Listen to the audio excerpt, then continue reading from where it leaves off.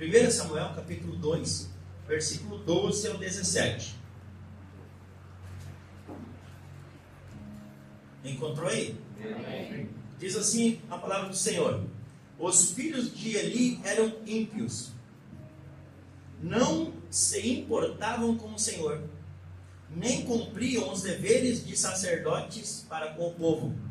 Sempre que alguém oferecia um sacrifício, o auxiliar do sacerdote vinha com um garfo de 3 dentes, e enquanto a carne estava cozinhando, ele enfiava o garfo na panela, ou travessa, ou no caldeirão, ou ainda na caçarola.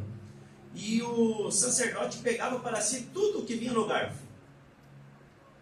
Assim faziam com todos os israelitas que iam a Siló.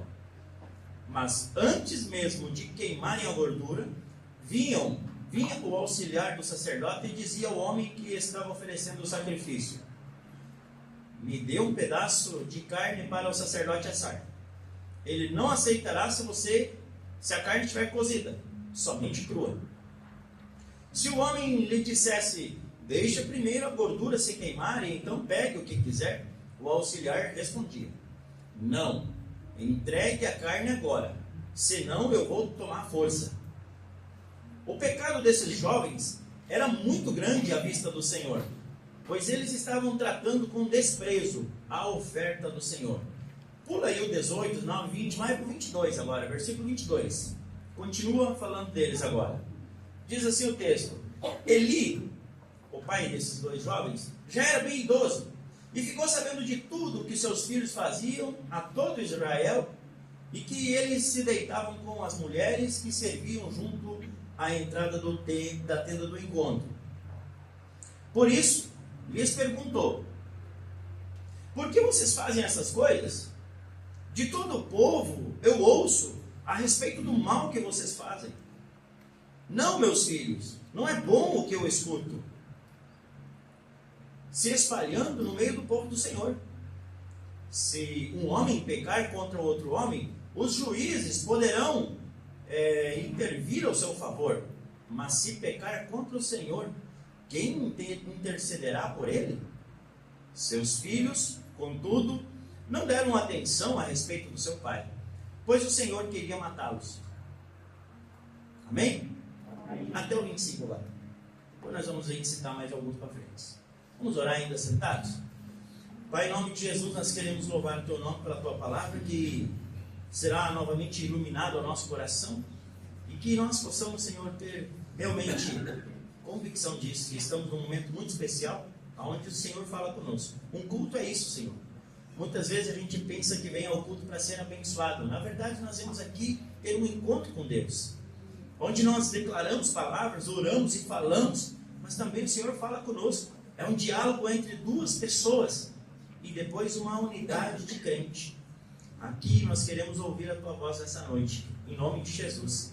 Tens liberdade, Senhor, no nosso coração. Amém. Antes disso, de eu entrar naquilo que eu quero compartilhar, quem é Eli e os filhos dele? A linhagem sacerdotal. Da onde que eles vêm? Da linhagem de Arão. Sacerdotes para sempre. Pense, se você, é que nem você nascer na família real, lá da Inglaterra, vamos pegar o nosso contexto aqui, né? A família real da Inglaterra. E aí então, nasceu ali, tá com as galinhas de ouro, né? Deu sorte de nascer naquele ambiente, seja ou não seja, faça o que não faça, tem algumas regras, é verdade, lá nós temos os bafafá que tem aí, mas você está na linhagem, não interessa, não é por méritos ou talvez por caráter, por isso, por aquilo, você estava na linhagem de uma linhagem muito específica e muito abençoada. Também quando nós vemos do irmão de Moisés, Arão, e agora sai toda a linhagem dos sacerdotes para sempre, Eli era dessa linhagem. E agora nascem seus filhos, Ofni e Finéias. E eles também são dessa linhagem. Eles herdam isso. Eles foram escolhidos para produzir vida para eles e escolhidos para produzir vida para todo o povo de Israel, porque eles serviam diante do Senhor na hora dos sacrifícios, holocaustos, ofertas. E ainda tinha, durante a lei instituída, que eles tinham esse direito de quando as carnes eram ali no processo, eles tinham esse direito de pegar ali, mas não podiam escolher. Tinha que pegar o que vinha e é isso que eu vou comer. É isso que nós vamos levar para minha família, para minha casa. E na verdade era uma mão com açúcar você servir ao Senhor nesse serviço. Era um privilégio. Mas eles, por escolha, eles começaram a ser produtores de morte. E eu quero deixar este tema para nós meditar nessa noite. Eles haviam sido escolhidos para produzir vida, mas por escolha deles, eles foram produtores de morte. E aí, eu fico pensando num contexto da igreja. Hoje nós estamos reunidos como igreja do Senhor, somos chamados para sermos discípulos, e Jesus nos chamou para isso, amém? Discípulos para produzir o que neste mundo? Vida ou morte? Vida, porque Ele é a fonte da vida. E aí nós precisamos continuar pegando esses princípios do Antigo Testamento e aplicar nos nossos dias, nos dias de hoje. Nos dias de hoje da nossa vida, nos dias de hoje da igreja. Portanto, eu quero aprender com você algumas verdades que o texto nos ensina. O versículo 12 que nós lemos, diz que eles não temiam ao Senhor. Os filhos de Eli eram ímpios, não se importavam. Eles não se importavam com o Senhor, diz o versículo 12. Eles foram escolhidos por Deus, mas eles não se importavam com Deus. Será que tem muitas pessoas que, de certa forma, às vezes até são escolhidos e não se importam no dia de hoje? Não tem mais. Claro que tem, infelizmente. Tem muitas pessoas que acabam ainda, Deus escolhendo eles, querendo oferecer algo maravilhoso, mas não há esse sentimento de se importar para com as coisas de Deus. Como é grave, e até mesmo forte essa expressão de que alguém não se importe com Deus ou não se importe mais com Deus. É muito grave. Nós podemos ver que aqui a expressão que mais está faltando no coração deles é o temor. E eu estava lá hoje pregando e ninguém sabe da mensagem. E hoje a pastora começa aqui falando sobre o temor do Senhor. Que é o princípio que está falando ali no capítulo 16. Confirmando a mensagem, aquilo que Deus tinha falado comigo nessa manhã. O temor não estava mais no coração. O temor, ele é onde que tem ação? Na mente, pastor? Não. Ele tem ação no coração. É no coração que vem o temor. E do temor agora, ele passa para gerir a nossa consciência, os nossos pensamentos. Ele vai confrontar os maus caminhos que surgem ao nosso coração e também ao nosso pensamento, à nossa mente. Então, o temor, ele age, ou ele está, ou ele não está mais no coração do ser humano. Estamos cheios de princípios bíblicos onde Deus sempre advertiu a humanidade, que é a sua imagem e semelhança, a temer as suas leis. Estamos cheios de ensino bíblico. Começando lá no Éden, Gênesis capítulo 2, versículo 17, Deus advertiu e disse assim para Adão: no dia que vocês comerem disso, vocês certamente morrerão. De certa forma, o ser humano tinha que ouvir aquela palavra e gerar um temor e dizer: ei, eu não posso comer disso, porque senão terá uma consequência sobre a minha vida. Vai vir algo que vai ser destrutivo para mim. Não precisava ter medo de Deus, porque até então eles se relacionavam com Deus. Nós não precisamos ter medo de Deus, mas precisamos temê-lo, de saber que Ele, assim como pode dar, pode tirar. Assim como Ele tem poder para nos dar a vida, pode chegar ao fim. Assim como Ele pode fazer, daqui a pouco Ele pode dizer que não vai fazer. Ele é soberano, toda a fonte de poder está no Senhor, o Deus Criador de todas as coisas. Diante de quem eu e você podemos ter livre acesso. Que maravilha! Glória a Deus! Nós vemos que após a queda, Deus novamente foi se revelando gradativamente, até chegar na plenitude da sua revelação. Quem foi a plenitude da manifestação de Deus? Jesus. A plenitude. Tem muitas pessoas que querem: eu quero uma manifestação de Deus. Se tu não conseguiu ver Jesus ainda, você já perdeu a maior. Não houve, não vai haver uma outra tamanho igual. A maior manifestação da graça e do amor e do perdão divino está na encarnação, na morte e na ressurreição do seu Filho Jesus Cristo. Às vezes, quando a gente lê isso, parece que é tão normal, parece que é mais uma história fictícia de quadrinho. E isso não pode ser uma história no nosso coração. Isso tem que ser uma verdade, uma fonte de vida. Tem que ser o sangue que corre nas nossas veias, que pulsa no nosso coração. A nossa vida com o Senhor. Perceba que para a grande maioria, a palavra de Deus não traz um sentimento de temor muitas vezes. Para a grande maioria das pessoas deste mundo. Alguns leem, alguns não leem, outros até leem e debocham, outros fazem, talvez como eu escutei algo interessante, não me lembro onde é que foi num pequeno grupo de quarta-feira. O pai do Taylor, lembrei. Ele disse que as caixinhas de promessa atrasaram muito a vida dele, a vida cristã. Sabe aquelas caixinhas de promessa que só tem promessa? É isso que estou contigo. Não temas. São tudo versículos bíblicos, claro, é a palavra de Deus.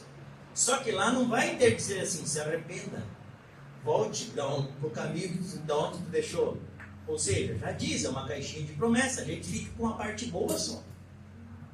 E ele disse que ele testemunhou lá no pequeno grupo, dizendo assim, a caixinha de promessa atrasou o meu crescimento espiritual, porque então eu vivia somente na caixinha de promessa no dia a dia. Um dia eu tirava um bilhetinho, no outro dia eu tirava outro, e eu não pegava todo o manual para ler, para me crescer, saber tudo, que Deus é amor, mas também Deus é justiça. Que hoje a graça está manifestada, mas que mais cedo ou mais tarde tem um pouquinho vem o juízo. São as verdades do texto bíblico. Então nós podemos ver que às vezes falta o temor. Parece que esse sentimento de temor existe apenas numa parte pequena da população, e às vezes até dos cristãos. Salmo 111, versículo 10, agora nós vamos ler alguns textos para você entender os vários textos que tem, eu escolhi alguns para compartilhar contigo nessa noite. Salmo 111, versículo 10, diz assim, o temor do Senhor é o princípio da sabedoria. Todos os que cumprem os seus preceitos revelam o quê? Bom senso. Ele será louvado para sempre. Quem é ele? Essa pessoa que teme a Deus, ela vai ser louvada para sempre. Vai continuar, vai levar bom senso, vai continuar sendo, permanecendo, passando pelas lutas, mas estando com o Senhor. Eclesiastes 12, 13. Agora que você já ouviu tudo, o finzinho do livro de Eclesiastes, no capítulo 12, depois de 12 capítulos que você lê, você vai chegar nesse resumo, aonde o escritor vai dizer, de tudo que você já ouviu, aqui está a conclusão. Que conclusão é essa? Tema a Deus. Tema a Deus, obedeça os seus mandamentos, porque isso é essencial para todo homem. Deuteronômio 5, 29. Lá no princípio, na repetição da lei, antes do povo israelita atravessar o Jordão e entrar na terra prometida, há ainda a repetição de todo o livro de Deuteronômio, é esse o significado do nome. Repetir por quê? Porque aquilo era de extrema importância ao seu povo. Versículo 29 do capítulo 5 diz assim, quem dera, é Deus falando, quem dera que eles tivessem sempre no coração essa disposição para temer-me e para obedecer a todos os meus mandamentos. Assim, tudo iria bem com eles e com os seus descendentes para sempre.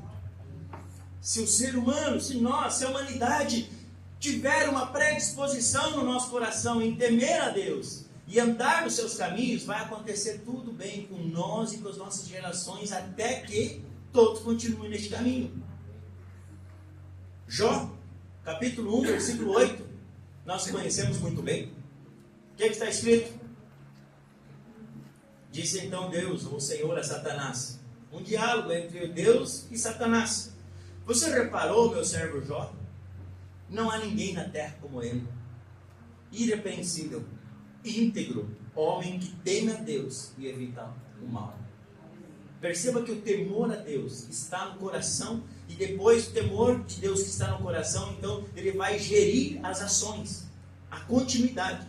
Os filhos de Eli, que é o texto que nós lemos e estamos meditando nessa noite, que é o nome de Ofni e Finéias, foram na contramão de todos esses princípios bíblicos e tantos outros que existem, para eles terem uma vida prolongada e para eles terem uma vida abençoada por Deus. Se pegarmos o nosso contexto de hoje, os filhos de Eli, eles tinham nascido dentro da igreja. Vamos pensar no nosso contexto de igreja? Eles eram filhos de crente. Talvez filho do pastor, provavelmente, porque o sacerdote estava no altar. Talvez eram os filhos do pastor, que tinham crescido aqui dentro da igreja. Eles aprenderam a fazer as tarefas dentro da igreja. Talvez aprenderam a tocar, cantar. fazer as coisas que nós tanto fazemos aqui, glória a Deus por todos que fazem. Eles tinham aprendido assim. Mas não interessa por aprender a fazer isso ou por ter nascido dentro da igreja, isso não faz deles automaticamente alguém que tema a Deus, que ame a Deus, que esteja agradando o Senhor. E eu sempre falei isso para Isadora e para o Isaac, os filhos que o Senhor nos deu. Se vocês não conhecerem o Deus do pai e da mãe de vocês, a história de vocês está fadada ao fracasso ali na frente, no dia de amanhã. E nós temos que ter esse choque de realidade e principalmente de verdade com os nossos filhos. Não é por obrigação e nem por força, não, é pelo meu espírito, diz o Senhor. Isso é verdade. Mas o compromisso nosso com os pais é nossa obrigação, é nosso dever. Deus confiou. E eu escutei algo, não me lembro aonde, tantas coisas que eu escutei nesses dias, tanta palavra abençoada. Mas e aí? Eu escutei alguém dizendo assim: ei, quando nós chegar diante de Deus, o Senhor vai perguntar para mim, Marcelo, o que tu fez com a minha filha Isadora? Como que tu educou e ensinou ela? Quando eu chegar diante de Deus, Ele vai perguntar para mim: ei, Marcelo, o que tu fez com meu filho Isaac, que eu confiei a você? Para ensiná-lo, doutriná-lo. Mas isso é muito forte, irmãos, mexeu comigo. Perceba da seriedade que temos, de responsabilidade com aquilo que Deus tem nos confiado. Esses homens, que já eram homens feitos, ou Finéias, eles aprenderam a fazer tarefas dentro da igreja. Dentro da igreja estavam fazendo também coisas terríveis. Misericórdia. Terríveis. Tudo isso por quê? Porque não tinha mais o temor no coração deles. Eles tinham perdido o temor. Tinham perdido. A falta do temor no coração faz com que as nossas ações sejam contrárias às da palavra de Deus. A falta de temor. Só que o resultado de todas as ações, elas virão. Você acredita que tudo que nós plantarmos, colheremos? É um princípio bíblico de Deus. Ninguém zomba. Tudo que o homem semear, isso colherá, ceifará. Vai ter resultado. Os filhos de Eli não se importavam com o Senhor e nem com as coisas concernentes do Senhor. Nem com o trabalho. Vocês vão pensar assim, ó. Ah não, mas eles saíam para longe, faziam coisa errada, depois voltavam e procuravam fazer tudo certinho. Ainda eles poderiam dizer que eles eram meio errados, né? Não tem essa expressão, ou está errado ou está certo. Mas eles estavam errados em tudo que lugar. E hoje, como estamos nós, meus irmãos? Hoje, na noite de ceia, que nós vamos ter o tempo de se examinar a nós mesmos, mas já não temos de se examinar agora. Como estamos nós? Nós temos uma facilidade, às vezes, de encontrar os defeitos, as dificuldades, os problemas da vida das outras pessoas, mas precisa haver um autoexame diário nosso. Será que existe o temor no nosso coração? Se alguém perguntar, provavelmente a gente vai dizer, não, claro, que eu temo a Deus. Mas talvez a gente fala, mas as nossas ações não demonstram isso. Hoje é dia de nós fortalecer neste princípio importante, nessa verdade espiritual da palavra de Deus. Porque se nós perdermos o temor, nós vamos perder tudo. Se nós perdermos o temor a Deus, nós vamos perder tudo, gente. Vamos perder tudo. Vamos perder daqui um pouco a salvação, vamos perder a vida abençoada, daqui um pouco perde casamento, empresa, filho, perde tudo. A gente perde tudo. Por quê? Porque a gente perdeu o temor. A gente não está mais andando em cima do temor de Deus e daquilo que é certo, e nem diante daquilo que é certo perante a sociedade, às vezes até as pessoas. A gente faz da nossa cabeça o nosso guia. Segunda verdade, versículo 17. Os filhos de Eli desprezavam a oferta do Senhor. No momento solene do culto, no momento da oferta, agora eles também estão desprezando. Perceba que logo após o temor tomar conta do coração, aparece agora o desprezo. E aí, o que significa desprezo? Não fazer caso. Não faz caso de nada. Rejeitar também é um dos significados da palavra desprezo. A pessoa rejeita. No Wikipédia, eu fui procurar, desprezo é um sentimento forte e emocional com base na convicção da inutilidade. O desprezo surge a partir da avaliação de outra pessoa como inferior. Ou seja, nesse contexto aqui, que está lá no Wikipédia, eles estavam dizendo assim, o que Deus acha ou deixa de achar não interessa. Nós vamos fazer a nossa vida como quiser. É mais ou menos assim que eles estavam agindo. O principal impacto do desprezo é uma persistente desvalorização da pessoa ou da outra pessoa, ou talvez de uma instituição, ou assim por diante. Então, dentro dessa afirmativa, nós podemos presumir, porque eles estavam desprezando, eles estavam dizendo assim, não estamos nem aí. Nós estamos desvalorizando Deus e as suas ordenanças, seus preceitos e tudo isso. É exatamente isso que nós vemos que os filhos de Eli estavam fazendo. Desprezavam a Deus e todas as coisas que pertenciam a Deus.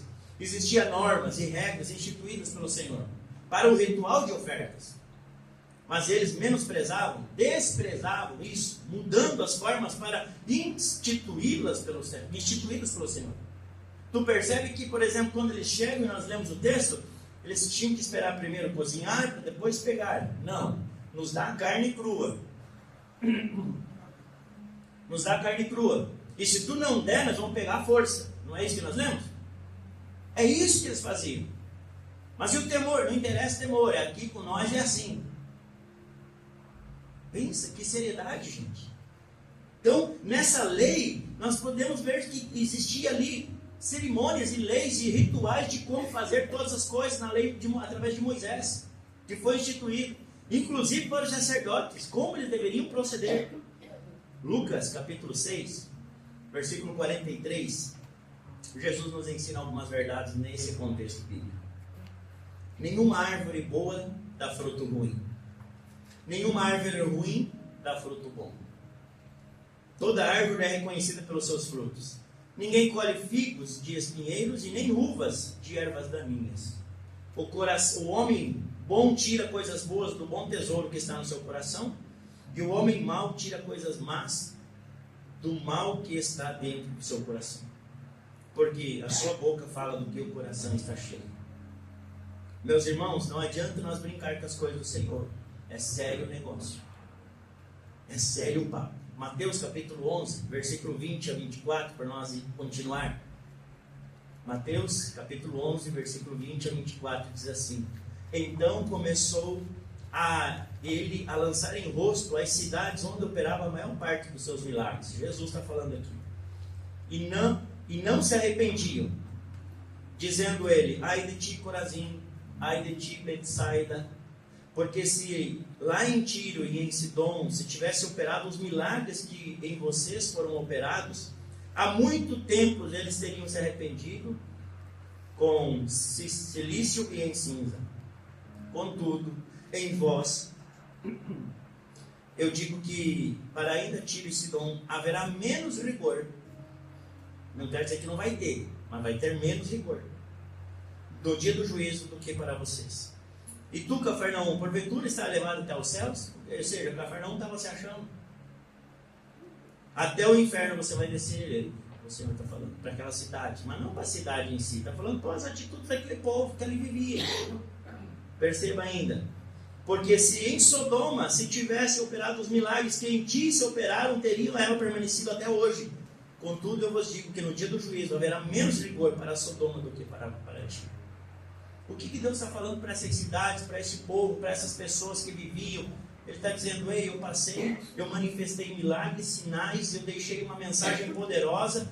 E hoje, pegar este contexto, quem são essas cidades onde Jesus está operando? É nós. É na nossa casa, é na nossa família, é na vida de nós, os crentes. É nós, meus irmãos. Para nós que já estamos aqui, hoje, agora, para nós que já somos os crentes, nós, aqui que já fomos chamados para viver e manifestar o Evangelho de Jesus, para nós.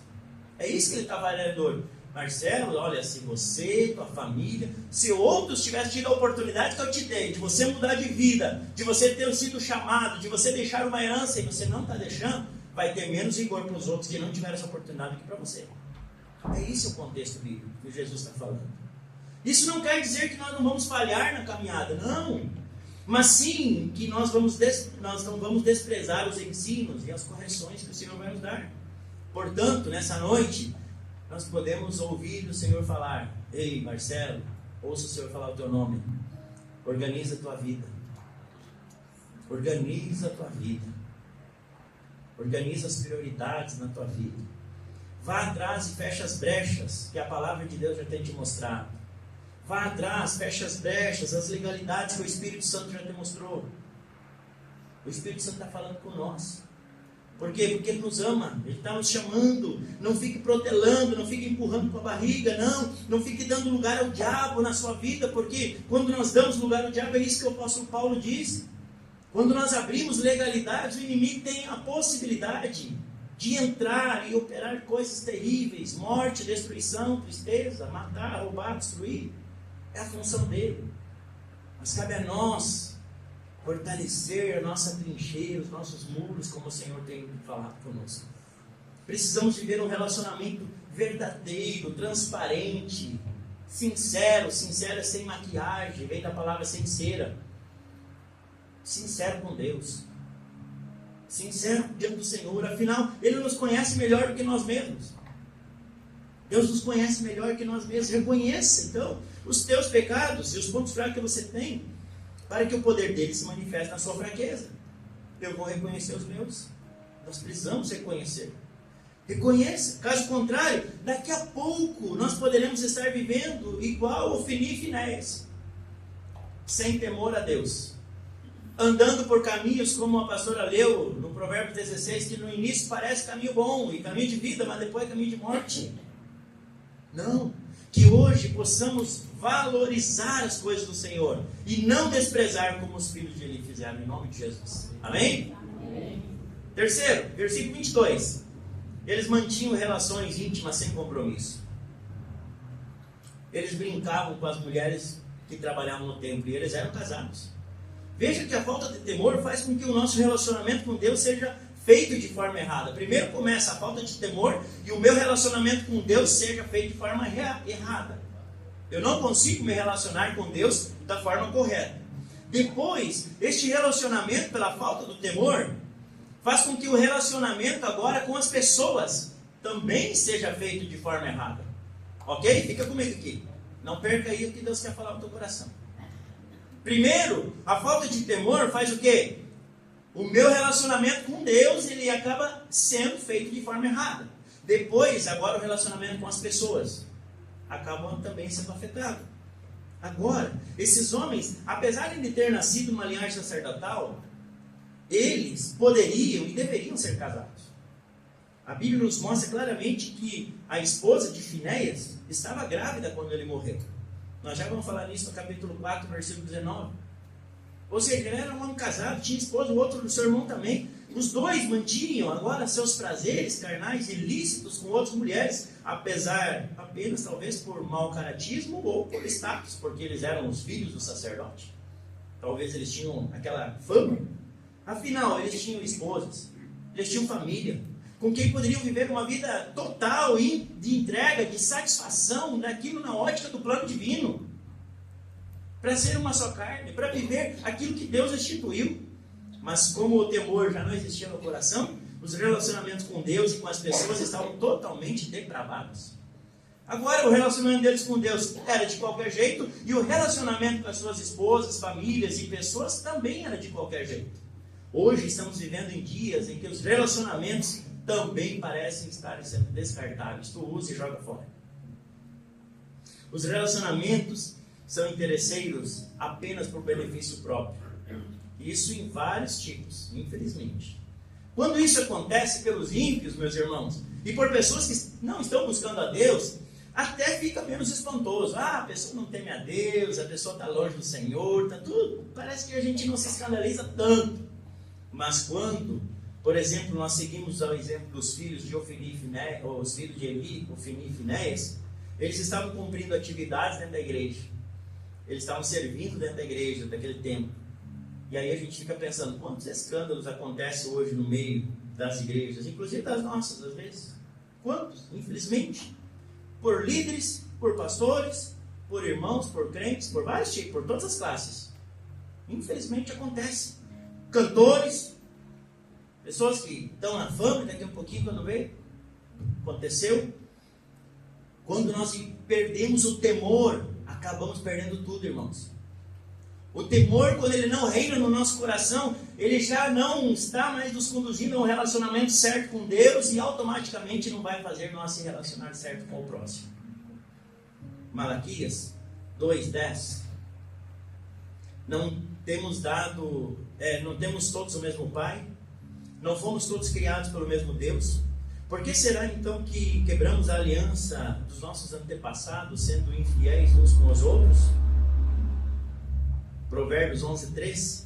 A integridade dos justos os guia, mas a falsidade dos infiéis os destrói. Oséias, capítulo 14, versículo 4, diz assim, uma palavra de esperança para todos os infiéis: se assim nós nos arrependermos, diz: eu curarei a infidelidade.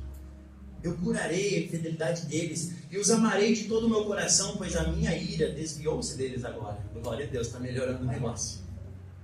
2 Timóteo 2:13 diz assim: se formos infiéis, ele permanece fiel. Glória a Deus, que Deus é fiel.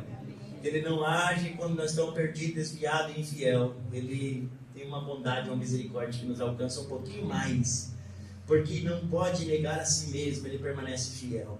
Não interessa muito, então, se nós fomos passado infiéis, ou se nós estamos sendo presente infiéis. O que importa é futuro. Hoje, a partir de hoje, eu quero ser fiel. Eu quero ser fiel ao Senhor. Eu quero que o temor de Deus volte ao meu coração.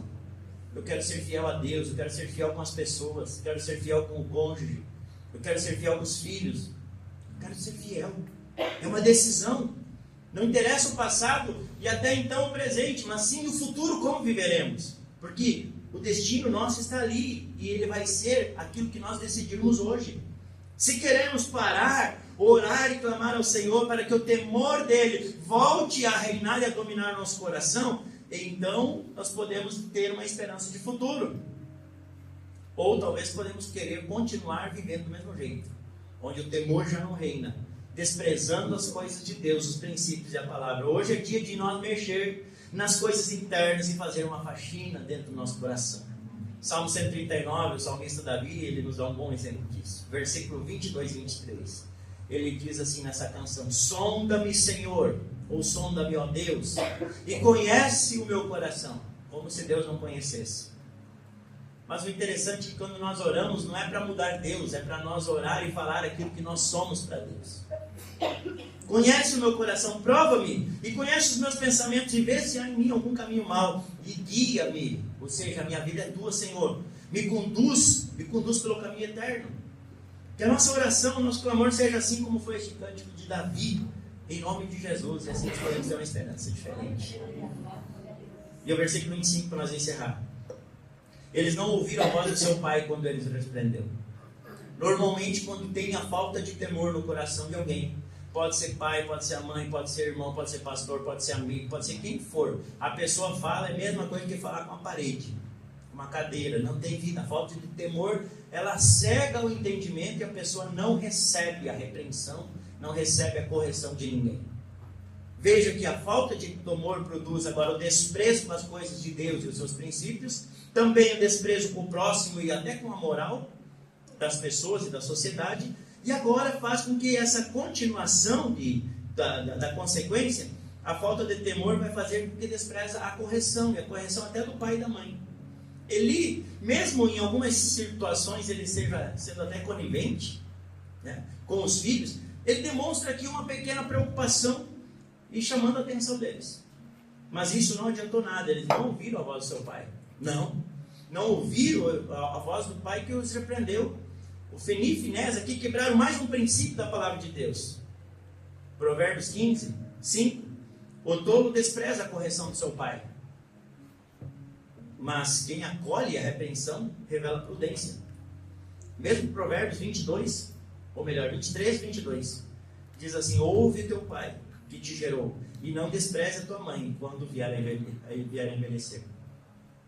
Efésios, para encerrar este texto, 6, 2 e 3. O apóstolo Paulo também ensina essa verdade. Honra teu pai e tua mãe. Este é o primeiro mandamento com promessa para que tudo te corra bem e tenhas vida longa sobre a terra.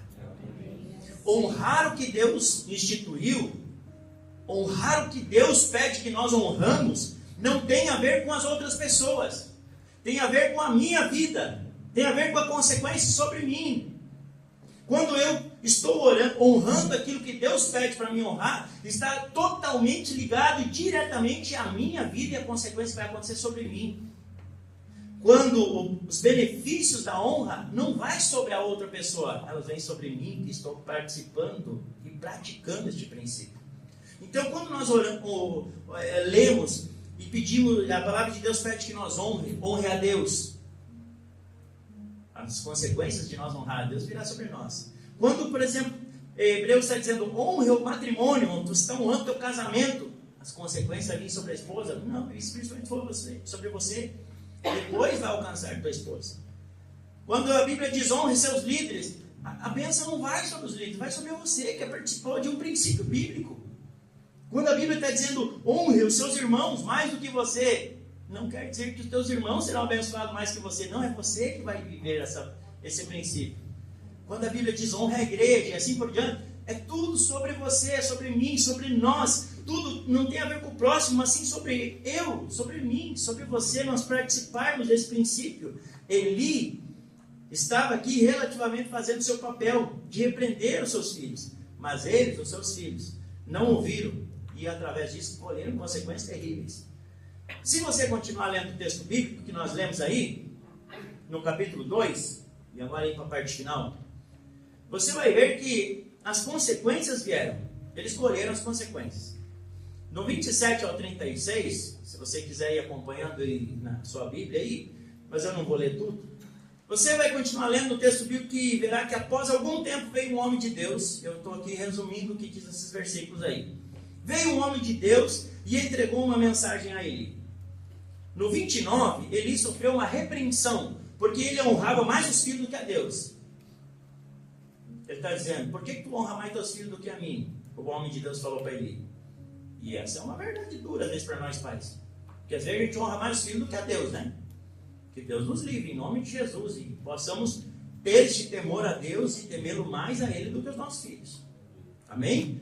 30 e 31, a promessa da linhagem que vinha desde Arão, o irmão de Moisés, que permanecia para sempre, todos servindo no sacerdócio agora, serviam diante de Deus, ela foi mudada. No 30 e no 31. Ele diz o quê? Eu vou honrar aqueles que não me honram? Não. O Senhor disse, agora não será mais assim. Não, eu vou honrar os que me honram. E vou trazer juízo àqueles que não me honram. E foi exatamente isso, foi mudada. Ninguém mais da linhagem de Eli, Ofni, Finés e toda geração dessa linhagem alcançaria idade avançada. Todos morreriam novos. Que triste, irmãos. Ninguém mais chegaria à idade de cabeça branca. Não. Os seus 2 filhos, diz o versículo 34 ainda, tudo dentro da sentença. Os 2 filhos morreriam no mesmo dia. Os 2 filhos morreriam no mesmo dia. 35. E que Deus levantaria um sacerdote fiel para si. E nós sabemos quem que é o sacerdote que Deus levanta depois, né? Samuel. Samuel assume. Conclusão.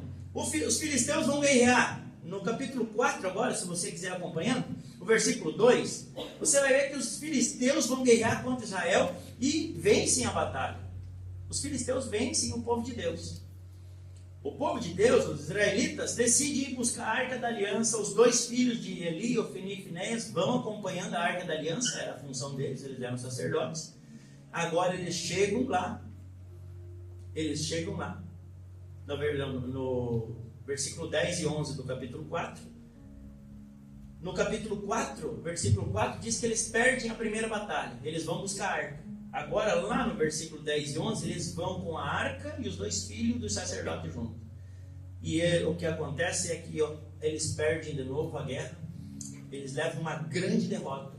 E nessa derrota, os 2 filhos de Eli, Ofni e Finéias são mortos também. No mesmo dia. Assim como o profeta tinha dito. A notícia chegou até Eli, que estava em casa, o pai. Estava em casa, sentado numa cadeira, escorado para trás. Veio um mensageiro e começou a falar com ele, ali no versículo 18, 17, você vai ver aí. E aí chega a notícia. A notícia que os filhos tinham morrido. Ele se assustou, a cadeira quebrou, ele caiu com o pescoço num degrau, quebrou o pescoço, morreu o pai. No mesmo dia dos filhos. Se isso não bastasse ainda, no versículo 19, no próximo, a notícia chega até a mulher de Finéias agora. a nora do sacerdote Eli, que estava grávida. E então, ela ouve a notícia da desgraça do marido, do sogro, do cunhado. Ela estava grávida, entra em trabalho de parto. O filho acaba nascendo. Ela morre. E aí eu fico pensando, veja que tristeza essa família que não poderia, e não precisava passar nada por isso, gente. Eles precisavam passar por isso? Eles tinham herdado uma coisa abençoada, gente. Eles tinham escolhido para ser produtores de vida. Vida sobre eles, sobre a geração deles, os descendentes deles. Vida sobre o povo de Israel servindo no altar. Mas agora, por escolha, por decisão, por falta de temor a Deus, eles deixam uma herança e são produtores de morte para eles, para o povo, para a sua família. Então perceba como é sério as nossas escolhas. Como é sério que nós podemos, às vezes, abençoar ou não muitas pessoas, muitas gerações. Veja que todo este enredo, que é verdadeiro e triste, poderia ser evitado se o temor a Deus tivesse dominando o coração desses homens. Se o temor dominasse o coração deles. Afinal, eles tinham sido chamados para serem geradores de vida para as futuras gerações e para todo Israel. Aqui, nós voltamos a pensar no tema, então, para encerrar. Escolhidos para produzir vida, mas por escolha, produtores de morte. Eu quero convidar você para se colocar em pé e nós orar ao Senhor. O grupo de louvor pode passar. Mas ainda, preste atenção. Na introdução eu falei que hoje nós, a igreja do Senhor, somos os escolhidos de Deus para gerar vida aqui, amém? Amém. Nós somos os escolhidos de Deus para gerar vida na nossa família. Não tem amém aí? Amém. Amém. Nós somos escolhidos de Deus para nós gerar vida nas futuras gerações. Amém. Para deixar uma herança bendita para os nossos filhos, netos, bisnetos, trinetos, assim vai. Podemos deixar gerações benditas. Mas tudo vai ser uma consequência das nossas atitudes e escolhas. O que estamos produzindo de hoje, no dia de hoje? Ou melhor, o que vamos produzir de hoje em diante? Como eu falei que não importa o passado, e não quer dizer até o presente, mas as nossas escolhas hoje vai trazer o resultado do amanhã. Como eu vou me comportar amanhã como um filho de Deus? O temor de Deus domina o meu coração? Os valores dele reinam dentro de mim? Deus nos escolheu para nós ir e dar frutos. Você lembra de Jesus falando isso em João 15:16? Não foram vocês que me escolheram, mas fui eu que vos escolhi e vos designei para que vades, deis frutos e o fruto permaneça. Deus nos escolheu com o propósito de nós frutificar. Agora nós podemos ver que desde o Antigo Testamento ele diz: ei, eu plantei uma vinha, mas só que em vez de dar uma uva boa, deu uvas amargas. Não é o propósito. A semente de Deus é maravilhosa. Nós podemos e devemos produzir uvas boas, uvas maravilhosas.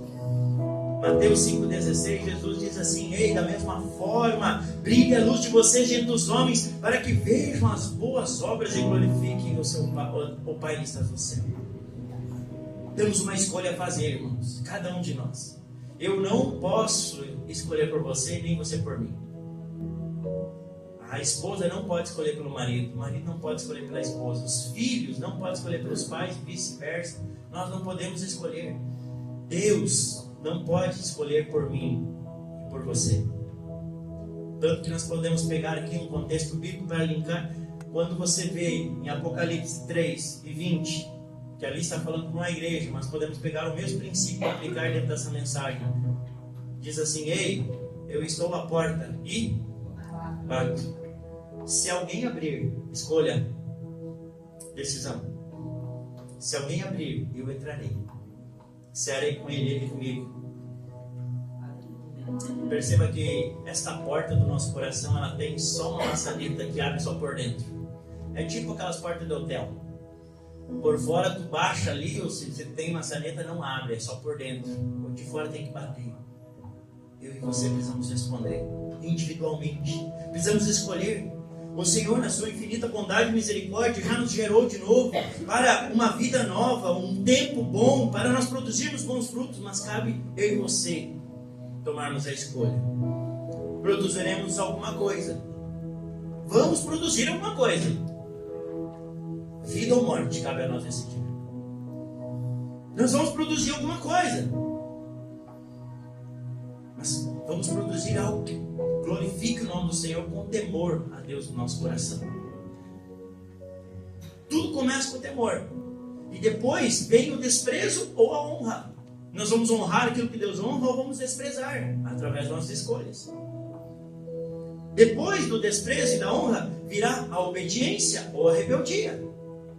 São os opostos. Ou eu obedeço ou eu me rebelo. Pronto, continuo rebelado. E isso vai trazer ou vida ou morte. Consequências. Escolhais hoje qual o caminho que você deve seguir, que você deseja seguir. Mas eu e tudo que estiver sobre o meu domínio servirei ao Senhor. Amém. Parafraseando o que Josué disse, a escolha, a decisão está na vida de cada um de nós. Fomos escolhidos para produzir vida, irmãos. Mas por escolha, nós poderemos ser produtores de morte, se assim nós não mantivermos o temor do Senhor no nosso coração.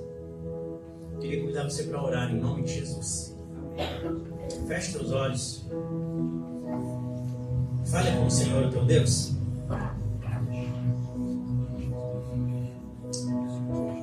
Cante aí para os irmãos terem liberdade de orar, por favor. Pode ser?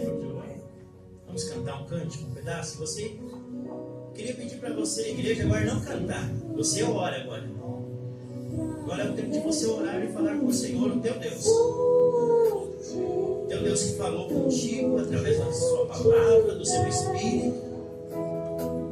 Teu Deus que vai te oferecer aí o pão e o sangue daqui a pouquinho. Na aliança que Ele tem, o que deseja fazer contigo.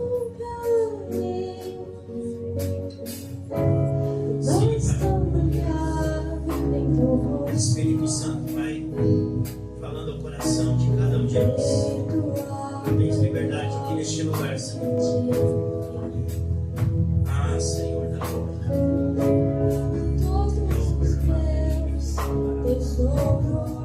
aleluia. Louvamos o teu nome, Senhor. Não tens liberdade para produzir e nos ajudar a ser temor, Pai. Aleluia. Glória a Deus. Aos pés do meu amado, eu quero